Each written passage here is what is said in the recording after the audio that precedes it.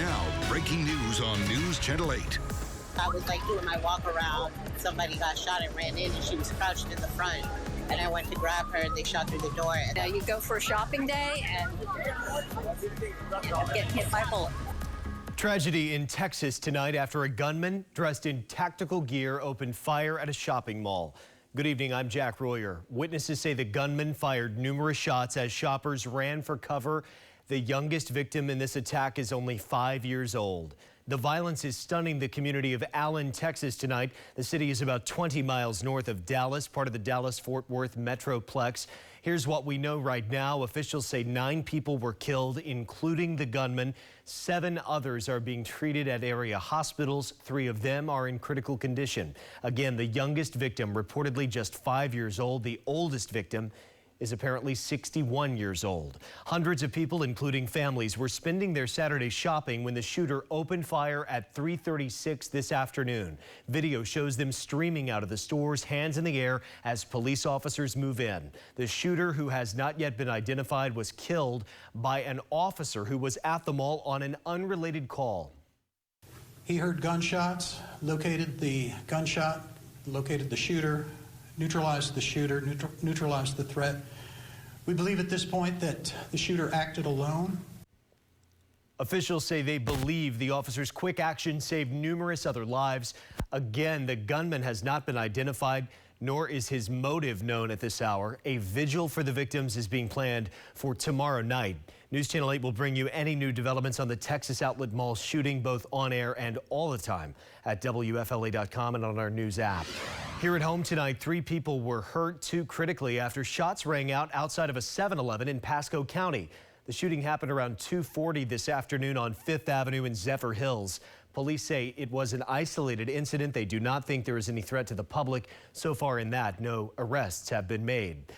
A fiery crash in Hillsborough County claimed the life of one man and seriously injured another, and this video shows just how intense the fire was after a tanker truck filled with gasoline exploded after colliding with a sedan. The accident happened just after 2:40 a.m. on US 41 north of Bloomingdale Avenue in Tampa. FHP says the driver of a sedan overtook that tanker and then hit the back of it, causing it to explode. While on fire, the tanker ran off the road and hit a utility pole. The sedan also ran off the road and flipped over. The driver of the tanker was a 49-year-old man from Montgomery, Alabama. He was pronounced dead at the scene. The driver of the sedan is a 23-year-old man from Ruskin who was seriously injured. His condition at this hour is not known. FHP, though, is trying to find the drivers of these 2 Dodge Chargers. They think those drivers may have witnessed this crash. They're asking those drivers to please call investigators by dialing star FHP.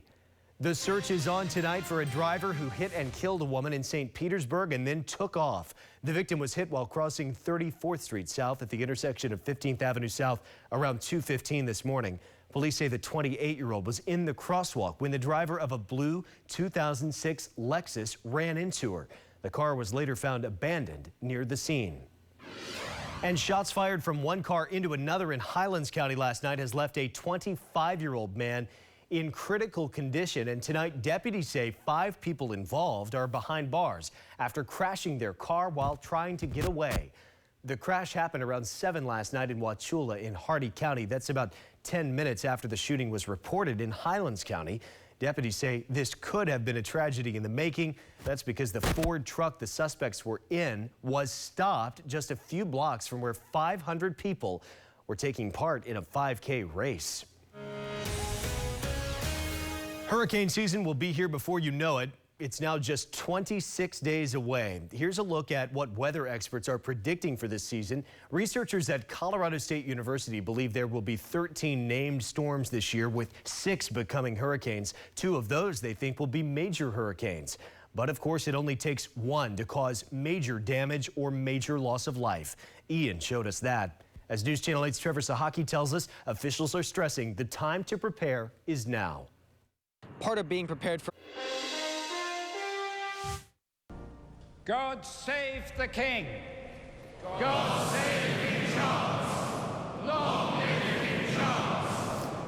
Well, with that and a great degree of other pomp and circumstance, the reign of King Charles III is now officially underway. The 74-year-old son of Queen Elizabeth II was crowned by the Archbishop of Canterbury in Britain's first coronation in 7 decades. Today's ceremony steeped in traditions dating back to the first coronation in the year 1066.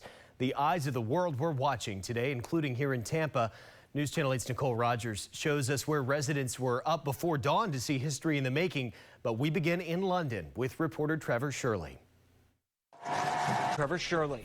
Well, of course, many in Tampa Bay woke up early to be a witness to history today. As News Channel 8's Nicole Rogers shows us now, some even ventured out to a local pub that opened its doors just for the occasion. It's an event on your side. Much more ahead tonight. It's already tight quarters, but now the International Space Station is having to rearrange a bit. The special delivery astronauts are expecting this week in outer space. And ahead of a crucial change at the border, American troops are now being sent to help with an influx of migrants. When those soldiers will be in place next. 1,500 troops are being deployed to the southern border to help Border Patrol agents deal with an expected surge of migrants. The troops are mostly Marines from Camp Lejeune and soldiers from Fort Bliss. White House officials say the troops are expected to be in place by Wednesday. That's one day before Title 42 COVID restrictions are set to expire. Title 42 was a policy put in place in 2020 by then President Trump. The rule allows U.S. officials to expel migrants more quickly without having to consider them for asylum. Up in space, it's getting a little crowded aboard the International Space Station. Crew's 6 astronauts had to move their SpaceX Dragon capsule to a new docking port today. It was done to make room for an upcoming Dragon spaceship that will be bringing needed supplies. It's set to launch from the Kennedy Space Center on June 3rd. Ahead tonight, we are taking a look at what Mother Nature has in store for tomorrow. Here's a live look tonight at downtown Tampa from the News Channel 8 tower camera with I would like to say full moon, but I happen to know it's a waning gibbous moon this Saturday night. Amanda Holly has your full forecast. Coming up. Beautiful day for a tree giveaway. The city of Tampa gave away 1,000 free trees to residents today.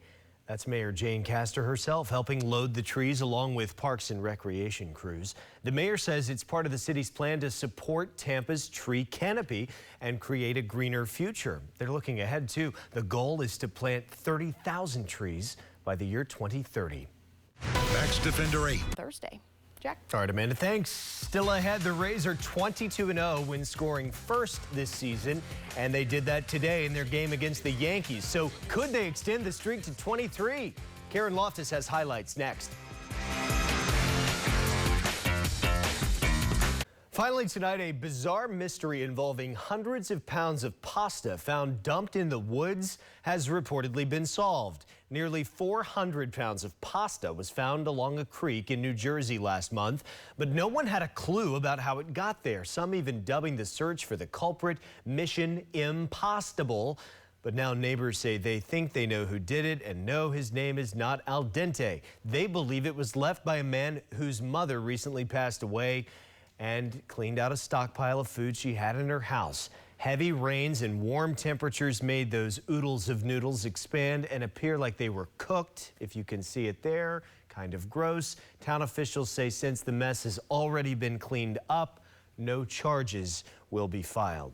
Although probably hard to get those charges to stick. Thanks for joining us tonight. We'll be back here tomorrow night at 6. Saturday Night Live is next. Good night.